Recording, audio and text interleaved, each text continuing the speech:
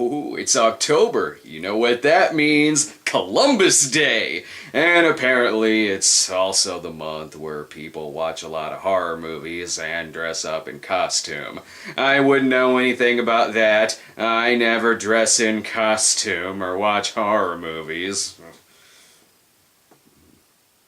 Believe it or not, one of the biggest requests I get involving Halloween-themed films isn't any movie from the Halloween franchise, but it's this 1986 hard rock-themed horror flick called Trick or Treat, not to be confused with the one with no O in the title. It's the story of a teenage metalhead who is bullied in school and gets a little help from the ghost of his dead rocker hero via a haunted record. It's also the story of what Skippy from Family Ties was doing while not hanging out with the Keatons. That's right, the movie stars Mark Price, best known as Skippy.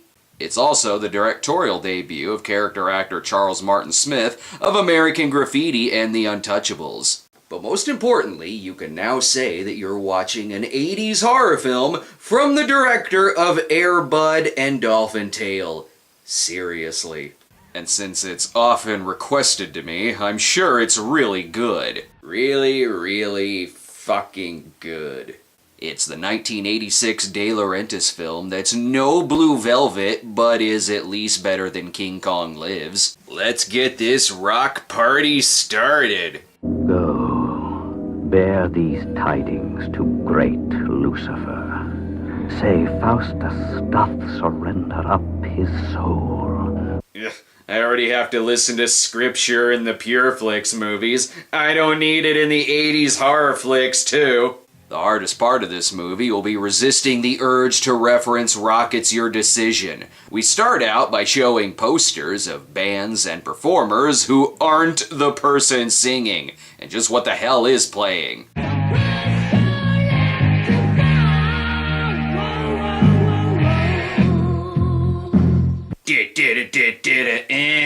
Mark Price plays Eddie Weinbauer, and being a metalhead in this movie means that you wear a really shitty wig. He looks like one of the kids who got his dick chewed off in Teeth. And I'm not sure, but I think his only friend is the BTK killer. He also doesn't fare well with bullies who mess up his hair, even though he worked on it all day and they touch it. These bullies have nothing better to do than to harass the metal kid and strip him down naked.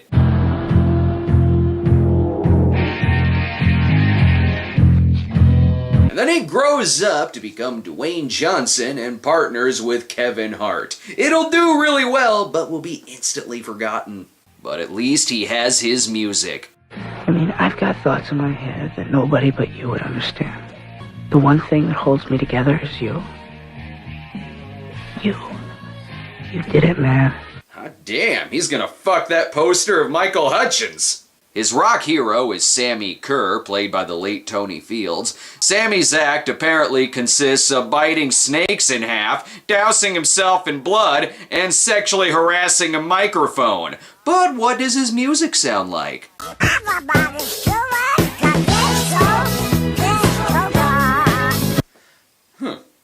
Didn't expect that. But tragedy soon strikes for Sammy's one fan. Again, rock star Sammy Kerr, victim of a hotel fire, dead at age 38. The fire started when Drexel the Dream Hemsley's plane crashed into it. Eddie is really upset. Now he's forced to settle on new music from Damn Yankees. So he tears down all his posters and replaces them with Barry Manilow, who is scientifically proven to live forever. But he'll never forget this on-point music. Tearing it down, tear down the walls, down the walls, tear down the walls, tearing it down. He's tearing down posters, not walls. But really, who pays attention to the lyrics anyway? Eddie mourns with local DJ Nuke, played by Gene Simmons, who at one point used to be Hank Williams Jr., I guess. But Nuke has a little surprise for Eddie. I got something for you. You know what this is? It's the last record. That's right, Lou Christie's final record. Truly amazing falsetto. We were talking about Sammy Kerr's final record. Alright. Nuke has plans on playing Sammy's final record at midnight on Halloween. That way people will be asleep while it's playing. It's the only copy in the world, so it makes sense to loan it to the kid who's known for tearing up shit in a nerd rage. And then he leaves Eddie with his "God, I'm gonna fuck that wig" eyes. Eddie's friend looks like they wanted to give him a Skippy look, not realizing they hired Skippy himself as the lead. Eddie gets invited to a pool party so he can take a break from his heavy metal fanfiction. What could possibly go wrong here? Best case scenario, he falls into a barrel of acid and turns into Toxie. Oh, go figure, the bullies are there. Then how about getting the fuck out of here? I'm meeting someone. Who? Now, Tim may seem like an asshole, but we're gonna need his help as soon as Godzilla hits New York. Ah, good. Someone who looks like Lori Loughlin, though her advice sounds nothing like what Aunt Becky would give. Yeah, I mean, why can't you act normal? I don't know what you're talking about. Wait, if you weren't so creepy, you would know what I'm talking about. Yeah, like her totally straight boyfriend who strips other classmates down naked in the locker room. By the way, can I just say how disappointed I am in Aquaman's new origin story? How did he not think this night would end up like this? I'm gonna nail every one of those bastards. I don't know how, I don't know when, but I'm gonna nail them.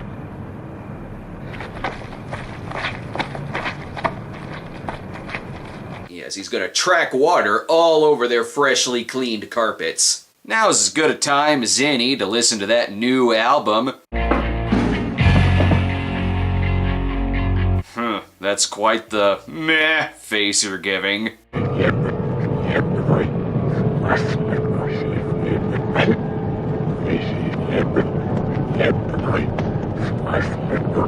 On the other hand, the new Rammstein cut is excellent. He discovers that when you play it backwards, it says, "Paul isn't dead, but Mozart sure as fuck is." Anyway, I'm sure this school day will go much better. Hey, it's Aquaman. I already made that fucking joke! Eddie gets his revenge, though, by starting a fucking prison riot. This had better not get slapsticky.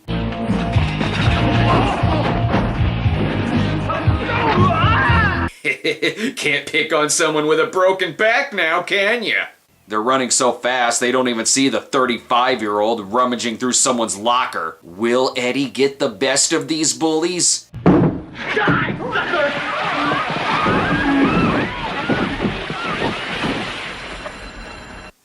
They're not gonna get in any trouble. That would affect their football scholarship. Eddie's friend, however, is a little unimpressed with the album. I think it's your ordinary run-of-the-mill backmass message, just like he did on Fuck With Fire, Burnin' Metal, and Torture's Too Kind.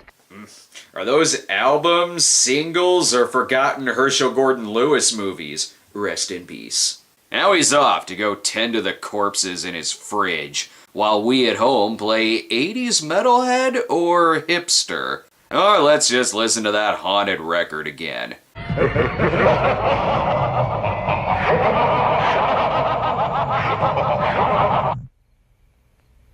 Unfucking real. The same thing happens when you play Judy's Turn to Cry by Leslie Gore in reverse. It's not that abnormal. The record tells him to go to shop class, so I'm assuming the record wants him to build an ark. And on that ark will be 2 of every kind of mullet. If you can get past the bullies, who by the way nailed their Bright Lights Big City audition. Oh no, this isn't Bright Lights Big City at all. He won the role as Giovanni Lombardo Radice in City of the Living Dead. He survives this one, and on the plus side, his perfect Billy Idol hair is still having a nice day for a white wedding. At this point, I don't even have the heart to tell him that his metal god was one of the Solid Gold dancers. Apparently, Mom has never seen her son before, as she's just now discovering what he wears and what music he listens to. It's every parent's nightmare. Her son is either Beavis or Butthead. Actually, it's worse. He's Stuart. So he decides to summon Sammy again.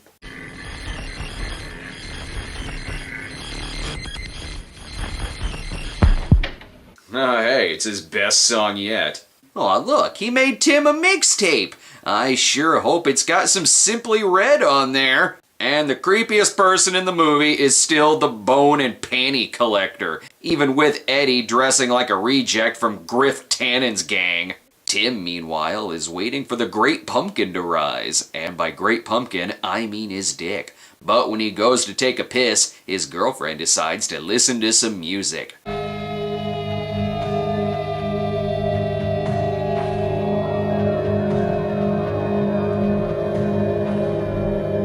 Well, at least it's not in mono. Something tells me Sammy may have been a bit of a date rapist. Her orgasm goes on so long, I wonder how long it takes for this guy to piss. Plus, the remake of Christine is really stupid. The song melts her ears, which is a real bummer. He was totally gonna fuck those. Oh, now we get our second cameo in the movie, with Ozzy Osbourne playing an anti-rock and roll spokesman, in a universe where apparently Ozzy himself also exists. I don't even think it's a sense of humor. I think they're just out-and-out sick people. I mean, and they're trying to make everyone else around them who listen to their music as sick as they are. It's Ozzy's long-lost son, Crispin Glover Osborne. Do continue. Deep, deep, you'll beg for more. Raising hell and serpent score. Feel me, feel me. Now, what does that mean to you? To me, it means nothing but a sexual act. This is the clearest he has ever sounded.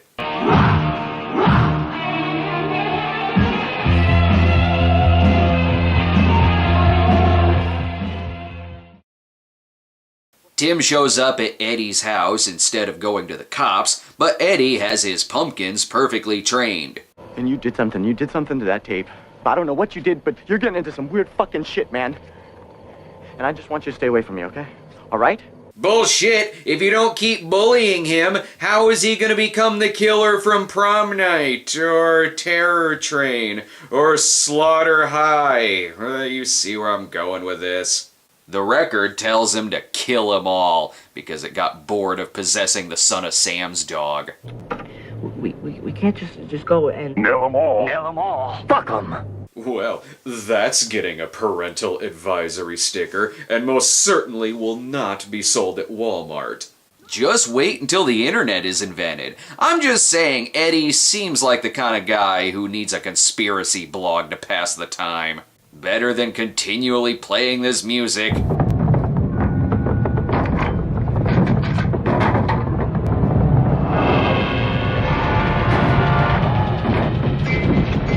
Turn that shit down. And the record is made even more evil through the power of Pepsi. Coke would have just made it sound like the latest Slayer album.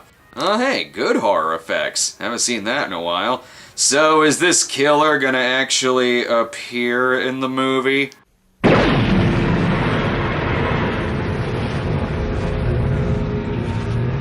Holy shit, it's Lita Ford! This is like Nightmare on Elm Street if Freddy had a bitchin' scandal collection. Oh, we're not through Cameo City yet, I see. These evil people have just got to be stopped. Is it weird that if this were some kind of 700 Club anti-rock movie, it'd probably have the same script? Dude, what are you doing now? How are you gonna sell all of this to a pawn shop 20 years later? Also, that is not your record, bro. Even Mom is upset by this. What have you done to your stereo? I wanted a new one. Well, too bad. You're getting a Nintendo for Christmas, just like everyone else. I've spent so much time comparing this kid to a serial killer, I didn't even realize he had a name, and apparently it's Roger. So Eddie wants Roger to steal the haunted cassette from Tim's car. He's smart enough to dress in all black, but dumb enough to do this in broad daylight. Not only did I not realize the character had a name, but it also just hit me that Roger is played by X-Files writer and producer Glenn Morgan in his only acting role. Eddie wanted Roger to destroy the tape, so of course he listens to it instead, and it blows out his speakers before he can get to his Goombay Dance Band album. The hell is going on here? He was a... Great, the movie's become so bored with itself, it's channel surfing. Sammy wants Roger to play the music at the school dance, or he's gonna keep killing off public access celebrities. It's Halloween proper, which explains why Eddie's mom is dressed like Steffi Love. And the movie finally has trick-or-treating in it, so I guess we can name the movie after that now. Eddie finds out the school dance is playing the Haunted Sammy album, so he races to the school, even though for some reason there's already another haunted cassette in his car, which magically changed it into Ash's car from Evil Dead. I know what's happening. The car is now haunted by the ghost of Hal Needham.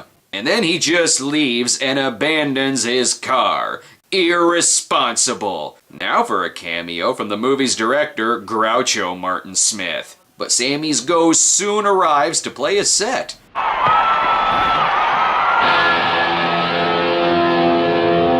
Oh shit, forgot the lyrics. Sammy feels like the natural progression of the driller killer from Slumber Party Massacre 2.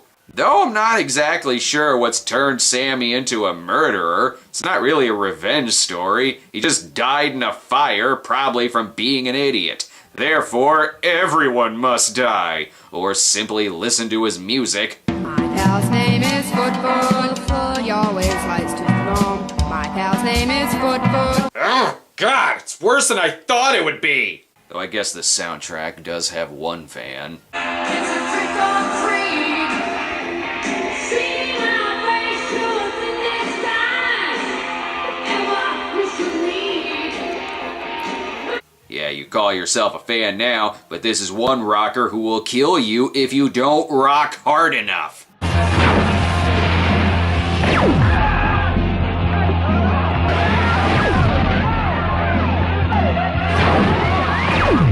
Just like the time Sid Vicious shot and killed his audience with guitar lightning. Throughout all of this, the band just keeps on playing until he turns on them. This is just like Carrie, if her full name was Carrie Greatwhite. Tim, surprisingly, hasn't been killed off yet, just in time to confess that yes, he is indeed Bryan Adams. Is he gonna have a moment of redemption in the movie's final act? You are such an asshole! How is this guy still alive? Hell, Eddie actually tries saving him, but that's not gonna help.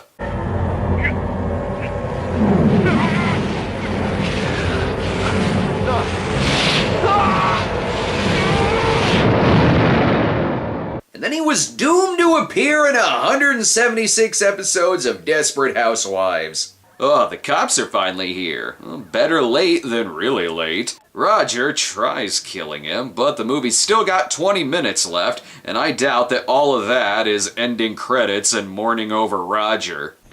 He's dead. Actually, I'm not. Ugh, he's an actually. Just leave him there. So even though everyone saw Sammy zapping people on stage, Eddie is still blamed for this, so he has to escape the cops. He tries calling up Nuke to warn him that Nuke is one eye away from being the worst film ever made. He's also trying to stop Nuke from playing the record on the air. Across the country, Dr. Chalice is also stopping stations from playing the Silver Shamrock commercial. Everyone dies this Halloween. Whatever, it's not like he's gonna play the album backwards. In the true spirit of Halloween, the Eve of the Dead, we're gonna play this first cut backwards. Crank it up. What? Why? Possessed or not, why would you do that? And what the hell album is he playing? I thought Eddie destroyed the world's only copy. Oh good, now the police are chasing the real culprit.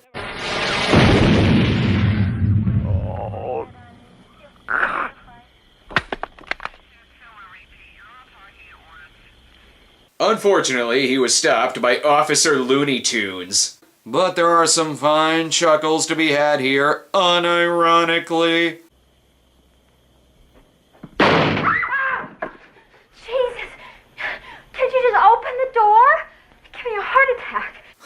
I'm giving points to this movie for giving a big fuck you to jump scares. And again, well, good horror effects. See, this is why I never trusted Quiet Riot. You can't have a riot and also be quiet. Suspicious. And don't even get me started on Motley Crue. That's not how you spell crew. Also, is he seriously getting killed by a toilet?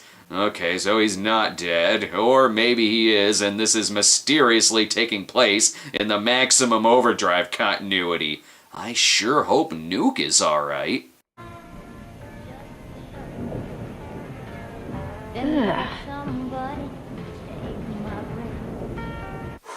Thank God we still have Vinnie Vincent! Sammy has retired from performing and is instead directing the latest Gary Newman video. But Eddie has a big plan to finally finish off Sammy. How about that toilet, huh? You know, you looked a little flush back there. That's right, he's one-linering him to death. And he's taking him to jail for trashing a hotel room. Oh good, someone cleaned up the burning car so he can actually crash this time. Alright, so the water killed the Electric Man. This is one artist who is not rocking onto Electric Avenue. Now he's free to make out with his new girlfriend in front of a giant postcard. Wake up, sleepyheads. It's party time. Oh, and I guess he's a DJ now. What?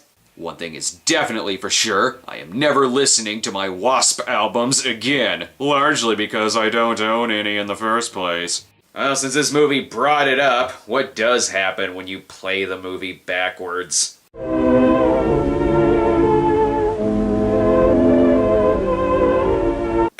Fuck that! I'm not falling asleep in the middle of a review again. Just play the movie regularly. The film only made about $6 million at the box office, but perhaps it made an extra profit by spending years in every $5 DVD bin in the country with this ridiculously misleading box cover that makes it look like it stars Gene Simmons and Ozzy Osbourne.